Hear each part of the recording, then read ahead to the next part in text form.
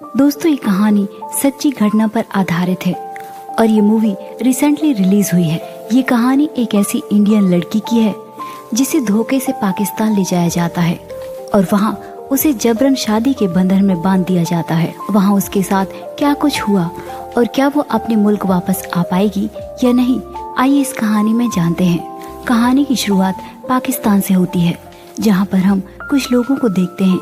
वो बच्चे को शूट करना सिखा रहे थे और फिर हमें उज्मा नाम की लड़की को दिखाया जाता है जो 2 आदमियों के साथ पाकिस्तान में बसी इंडियन एम्बेसी जा रही थी।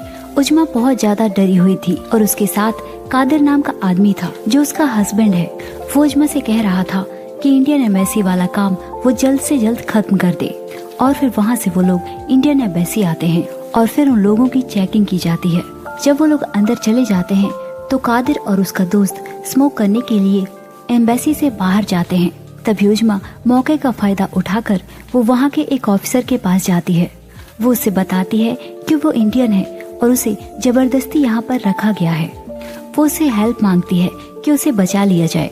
उसकी ये बात सुनकर ऑफिसर आयुष भी उस पर यकीन नहीं करता। उज्मा अब भी बार बार उसे कही जा रही थी कि वो इंडियन है और फिर वो अपना पासपोर्ट भी उसे दिखाती है, जिससे आयुष को यकीन हो जाता है कि उज्मा सच में इंडियन है। इसलिए वो उज्मा से कहता है कि वो जल्दी से गेट नंबर 6 के अंदर चली जाए। उज्मा फौरन ही गेट नंबर 6 के अंदर जाती है और वो गेट लॉक हो जाता है। वहाँ के सभी लोग उज्मा को देखकर काफी हैरान थे। वो कहने लगे, इस लड़की को अंदर किसने आने दिया, इसे बाहर निकालो। उज्मा कहने लगी कि गेट मत खोलना, यदि वो आ गए तो वो मुझे मार डालेंगे। उज्मा चिल्ला चिल्ला कर कहने लग जाती है कि वो इंडियन है, उसे जबरदस्ती यहाँ पर रखा गया है और वो अपने देश वापस जाना चाहती है। और फिर वहाँ पर जेपी सर को बुलाया जाता है जो इंडियन डिप्लोमेट है। जेपी उज्मा के पास आता है और वो उसका नाम पूछता है। उज्मा ने बताया कि वो बाघा बॉर्डर से पाकिस्तान में एंटर हुई थी और उसके बाद कादिर उसे जबरदस्ती बुडनेर लेकर गया और वहाँ पर उसके साथ बहुत ज्यादा टॉर्चर किया गया। लेकिन जेपी उसकी बातों पर बिल्कुल भी यकीन नहीं कर रहा था, क्योंकि उज्मा को ये नहीं पता था कि वो आखिर बुडनेर कैसे पहुंची। जेपी को लग रहा था कि उज्मा की कोई चाल है और वो उसकी बातें सुनकर हंसने लग जाता है। वहीं बाहर खड़ा कादिर बहुत ज्यादा हंगामा कर रहा था क्योंकि उसे एम्बेसी के अंदर आने नहीं दिया जा रहा था। और फिर जेपी अपनी एक फीमेल ऑफिसर से कहता है कि वो उज्मा की बॉडी चेक करे और जब वो ऑफिसर उज्मा की बॉडी चेक करती है तो उसकी बॉडी पर कई सारे चोट के निशान थे। लेकिन जेपी ये बात सुनकर भी अभी भी उसे यकीन नहीं था। वो कहने लगा कि ये चोट खुद भी लगाए जा सकते हैं, क्या पता उसने अपने आप को चोट पहुंचाई हो। लेकिन उज्मा जेपी के पैर पकड़कर उससे रिक्वेस्ट करने लग जाती है कि उसे यहाँ से बाहर ना भेजा जाए, नहीं तो वो लोग उसे जान से मार देंगे और उनके साथ रहने से अच्छा है कि वो खुद को खत्म कर ले। और ये सारी बातें सुनने के बाद जेपी उसे एक सेफ जगह पर रखवा देता है और अब कादिर को उज्मा से मिलने नहीं दिया जा रहा था, इसलिए वो अपनी कंप्लेन लिखाने थाने जाता है। वो बताता है कि इंडियन एम्बेसी वाले मुझे मेरी पत्नी से मिलने नहीं दे रहे हैं और उन लोगों ने मेरी पत्नी को अंदर ही रख लिया। और देखते ही देखते ये खबर सभी जगह फैल जाती है और खबर तो इस तरह फैली कि इंडियन एम्बेसी वाले लोग उज्मा को जबरदस्ती वहाँ पर रख लिया है।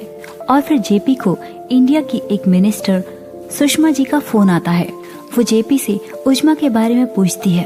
उसने बताया कि उज्मा के पास इंडिया का असली पासपोर्ट मिला है और उसकी बॉडी में जो चोट के निशान है वो भी यही कह रहे हैं कि उसे बहुत ज्यादा टॉर्चर किया गया है और उज्मा इंडिया वापस आना चाहती है। इस पर सुषमा जी कहती हैं कि वो एक इंडियन लड़की है, यदि वो इंडिया की है तो उसे इंडिया आने में कोई भी नहीं रोक पाएगा। लेकिन तब तक जेपी को उज्मा का ध्यान रखना होगा। और वो जेपी को ये भी बताती है कि सभी जगह ये खबर फैल गई है कि इंडियन एम्बेसी वालों ने उस लड़की को जबरदस्ती अपने पास रख लिया है, इसलिए उज्मा को सबके सामने अपना बयान देना होगा कि उसके साथ गलत किया गया है। उसके साथ जो कुछ भी हुआ है उसे सबको बताना होगा। और फिर जेपी वहाँ से पाकिस्तानी ऑफिसर के पास जाता है ताकि वो उज्मा को इंडिया वापस भेज सके। वहाँ के कुछ ऑफिसर सच में चाहते थे कि उज्मा अपने देश वापस चली जाए, लेकिन जो ISIS के लोग थे वो लोग उसे इंडिया वापस नहीं भेजने देंगे। और वो इसलिए क्योंकि उज्मा को जिस एरिया में रखा गया था वहाँ पर ISIS के कई काले धंधे होते हैं और उन्हें शक था कि वहाँ जाकर अपना मुंह खोल देगी और उसे यहाँ के बहुत सारे राज भी पता होंगे, क्योंकि वो रॉकी एजेंट भी हो सकती है। और इन सब के लिए वो कादिर और उसके आदमियों को भड़का रहा था। और फिर जेपी उज़्मा के पास जाता है। वो उससे कहता है कि तुम्हें अपना बयान देना होगा कि इंडियन एम्बेसी ने तुम्हें यहाँ जबरदस्ती नहीं रखा हुआ, बल्कि तुम्हें खुद यहाँ पर टॉर्चर किया गया है और अब तुम अपने देश वापस जाना चाहती हो। इस पर उज़्मा बयान देने से मना कर देती है। वो कहती है कि मैं कादिर का सामना नहीं कर सकती। इस पर जेपी उसे समझाता है कि उसके पास बस यहाँ का 3 हफ्ते का वीजा बचा है और यदि उससे पहले ये मसला हल नहीं हुआ तो उसे इंडिया भेजना बहुत ही मुश्किल हो जाएगा। इस पर जेपी कहता है कि मैंने पहले भी तुमसे कहा है कि यदि तुम मुझे अपनी पूरी कहानी सुनाओगी तभी मैं तुम्हारी मदद कर पाऊंगा। और फिर यहाँ पर उज़्मा अपनी पूरी कहानी सुनाती है। वो बताती है कि कुछ समय पहले वो इंडिया से मलेशिया गई ताकि वो वहाँ पर जॉब कर सके। मलेशिया में उसकी फ्रेंड शाहीन और उसका हस्बैंड रहते थे। उसे उनके साथ ही रहना था, लेकिन वो मलेशिया पहुँचते ही अपना पर्स कैब में भूल गई जिसमें उसके सारे डॉक्यूमेंट्स थे। उज़्मा इस बात से काफी परेशान हो गई थी। तभी उसके पास वही कैब ड्राइवर आ गया और उसने उज़्मा का पर्स उसे वापस कर दिया और अपना पर्स वापस पाकर उज़्मा काफी खुश थी। और ये कैब ड्राइवर कोई और नहीं बल्कि कादिर था। और कादिर की ये ईमानदारी देखकर उज़्मा को वो बहुत पसंद आया। वो उससे काफी इम्प्रेस हो गई थी और फिर उन दोनों की दोस्ती भी हो गई। दोनों एक दूसरे के साथ बहुत अच्छा टाइम स्पेंड करने लगे। और एक दिन पता चलता है कि उज़्मा की बेटी की तबीयत काफी खराब हो गई है। दरअसल उसकी बेटी को कोई बीमारी है, उसके इलाज के लिए बहुत सारे पैसे चाहिए और इस वजह से उज़्मा काफी परेशान रहती है। उज़्मा के पति ने कुछ वक्त पहले उसे तलाक दे दिया है। उज़्मा उदास बैठी हुई थी, तभी उसके पास कादिर आता है। वो उसे बताती है कि उसकी बेटी की तबीयत खराब है और फिर कादिर ने उसे बताया कि पाकिस्तान में इस बीमारी का इलाज काफी कम पैसों में हो जाएगा। इस बीमारी का वहाँ पर बहुत अच्छा इलाज है। और कादिर ने उसे कहा कि हमारी नूर जल्द ही ठीक हो जाएगी। उज़्मा को उसकी ये बात बहुत अच्छी लगी, क्योंकि जब उसने नूर को अपनी बेटी कहा उसे लगने लगा कि कादिर उसे बहुत प्यार करता है। इसलिए उज़्मा ने वैसा ही किया जो कुछ कादिर कहता गया। कादिर ने उसे कहा कि वो पाकिस्तान के वीजा के लिए अप्लाई करे और उसका कारण ये लिखे कि पाकिस्तान में उसके कोई रिश्तेदार हैं जिससे वो मिलने जा रही है। उज़्मा ने भी वैसा ही किया और उसे कुछ ही दिनों में वीजा मिल गया और फिर उज़्मा पाकिस्तान चली जाती है। और फिर कादिर और उसका दोस्त उसे पिकअप करने के लिए आए। उज़्मा कादिर को देखकर बहुत खुश थी, लेकिन कादिर अब बदला हुआ सा लग रहा था। वो जैसा मलेशिया में था वैसा बिल्कुल भी यहाँ नहीं है। कादिर ने उसे कहा कि हम पहाड़ी रास्तों से जाएंगे, क्या उसे उल्टी तो नहीं आएगी? उज़्मा ने कहा कि हाँ आ सकती है। इसके लिए कादिर ने उसे एक दवाई दी। वो दवाई खाने के बाद अजीब सा फील करने लगी। जब वो कादिर के घर पहुंची तब भी वो ठीक तरह से होश में नहीं थी, लेकिन वो वहाँ जाकर देखती है तो कादिर पहले से शादीशुदा था और एक नहीं बल्कि उसने कई सारी शादियाँ की हुई थी और उसके बहुत सारे बच्चे भी थे। और ये सब देखकर उज़्मा बहुत ज्यादा गुस्से में आ जाती है। वो कादिर से सवाल पर सवाल किए जा रही थी कि वो यहाँ पर उसे जबरदस्ती क्यों लेकर आया। उसने उसके साथ धोखा किया है। मेरी बेटी के इलाज का बहाना करके तूने मुझे यहाँ पर बुला लिया। और उसके बाद कादिर और उसके साथियों ने उज़्मा को बांध दिया और उसके साथ बहुत टॉर्चर किया।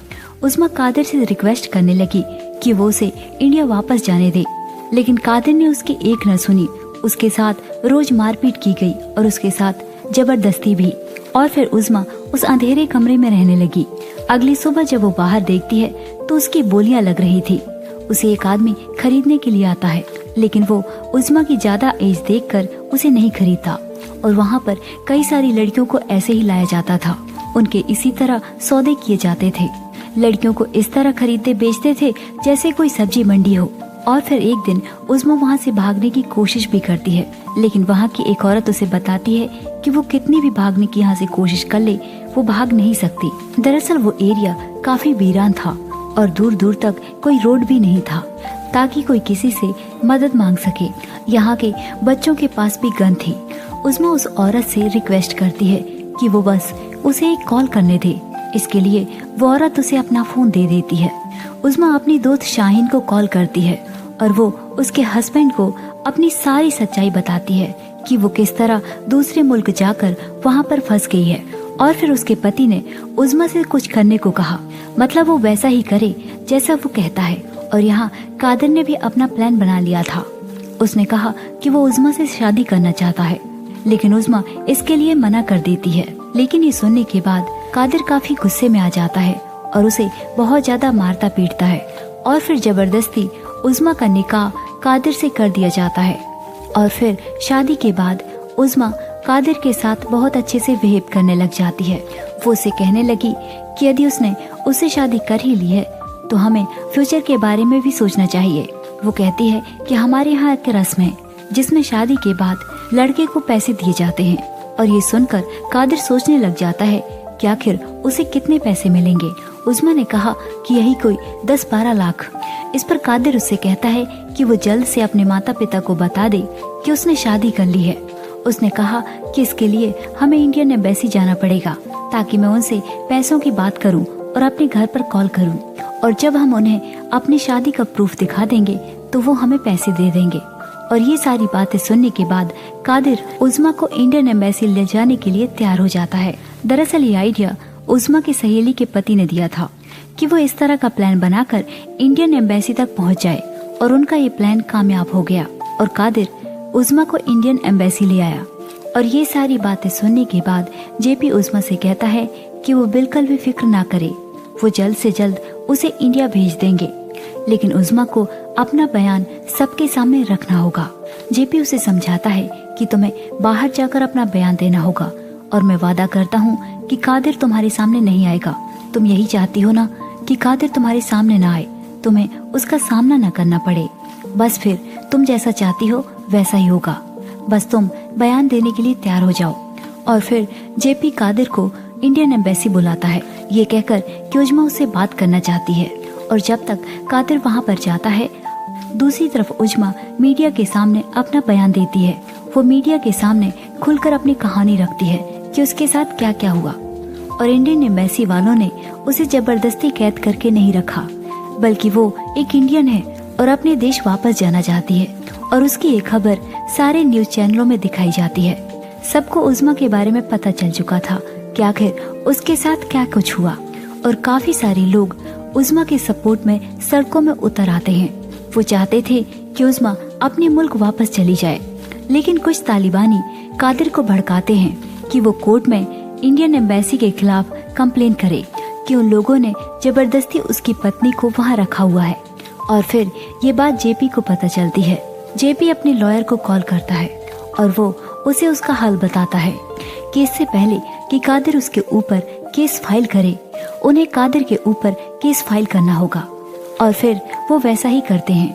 अब ये केस हाई कोर्ट में पहुंच चुका था और अब सुनवाई का दिन भी आ जाता है। कादिर का वकील यही कोशिश में लगा हुआ था कि उज़्मा किसी भी तरह इंडिया वापस ना जा सके। वहीं उज़्मा का लॉयर बताता है कि उज़्मा को यहाँ जबरदस्ती रखा गया है और वो अपने मुल्क वापस जाना चाहती है, इसलिए उसे उसके मुल्क वापस जाने दिया जाए।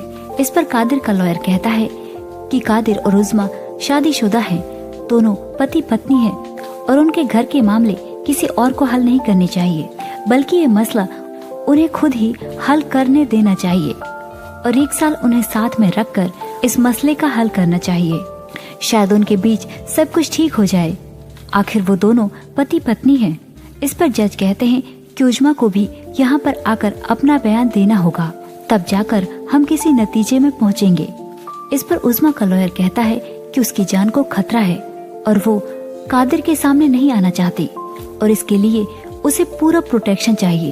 और फिर उज़्मा को पूरी तरह से प्रोटेक्ट किया जाता है और अब जेपी को उज़्मा को लेकर कोर्ट आना था, लेकिन वो जानता था कि कादिर के आदमी उस पर हमला करेंगे, इसलिए जेपी अपने साथ एक लड़की को रखता है जो देखने में कुछ हद तक उज़्मा जैसी थी, ताकि सबको लगे जो जेपी के साथ लड़की है वो उज़्मा है। और अब आगे वाली गाड़ी में उज़्मा थी और जेपी के साथ जो लड़की थी वो कोई और। अब जेपी सामने देखता है कि ISIS के आदमी खड़े हुए हैं, इसलिए वो पाकिस्तानी मिनिस्टर को फोन करता है और कहता है यदि उज़्मा को यहाँ पर कुछ भी हुआ तो सारा इल्जाम पाकिस्तान पर ही जाएगा। और फिर हम कादिर और उसके आदमियों को देखते हैं जो जेपी की कार में हमला करते हैं और वो उज़मा को बाहर निकलने को कह रहे थे, लेकिन उन लोगों को नहीं पता था कि वो उज़मा नहीं है। तभी कादिर के उन सीनियर के पास एक फोन आता है और वो पाकिस्तानी मिनिस्टर का फोन था। उसने कहा कि वो जो कुछ भी कर रहे हैं सोच समझ कर करे, क्योंकि इसमें पाकिस्तान का नाम खराब होगा। और इस वजह से कादिर के आदमियों को जेपी और उज़मा को वहाँ से भेजना पड़ता है। और फिर जेपी उज़मा को लेकर कोर्ट में पहुँच जाता है और फिर उज़मा कोर्ट में सबके सामने अपनी कहानी सुनाती है। जज कहते हैं कि ये मुद्दा इंडिया पाकिस्तान का नहीं है, बल्कि ये एक इंसानियत का मुद्दा है, जो किसी लड़की को इस तरह जबरदस्ती नहीं रखा जा सकता। और वो उसे इंडिया जाने की परमिशन दे देते हैं। कादिर ये सुनकर बहुत ज्यादा गुस्से में आ जाता है। वहीं उज़मा और उज़मा के साथी भी बहुत खुश थे। और फिर वहाँ से उसे प्रोटेक्शन टीम भी दी जाती है। यहाँ जेपी को कुछ वक्त पहले उसे अपना एक सीन याद आता है जिसमें उसे कुछ गलतियाँ हुई थी, इसलिए वो अब चाहता है कि उज़मा को इंडिया भेजने में उसे कोई गलती ना हो। और अब वो अगले दिन का इंतजार नहीं करना चाहता था और वो उज़मा को लेकर एयरपोर्ट के लिए निकल जाता है। उनके साथ प्रोटेक्शन टीम भी थी, लेकिन तभी कादिर और उसके आदमी आ जाते हैं और अब जेपी खुद ही ड्राइव करने लग जाता है। लेकिन तभी और भी प्रोटेक्शन टीम आ जाती है और कादिर और उसके आदमियों की गाड़ी का एक्सीडेंट हो जाता है और सही सलामत वो एयरपोर्ट पर पहुंच जाते हैं। वहाँ उज़मा से कई सारे सवाल किए जाते हैं कि जब तक हमें पूरी तसल्ली नहीं हो जाती कि ये कोई इंडियन जासूस नहीं थी, तब तक हम इसे नहीं जाने देंगे। और फिर उज़मा उनके सारे सवालों के जवाब दे देती है और सही सलामत जेपी उज़मा को लेकर इंडिया पहुंच जाता है। वहाँ पर उसका स्वागत करने के लिए सुषमा जी मौजूद थी और फिर हमें कुछ तस्वीरें दिखाई जाती हैं जिस लड़की के साथ ये घटना घटित हुई थी। और इसी के साथ ये कहानी यहीं पर खत्म हो जाती है। तो दोस्तों, ये थी हमारी आज की कहानी। हमारी कहानी आपको कैसी लगी कमेंट करके जरूर बताइए और ऐसी ही कहानियों के लिए हमारे चैनल को सब्सक्राइब कीजिए। Thanks for watching.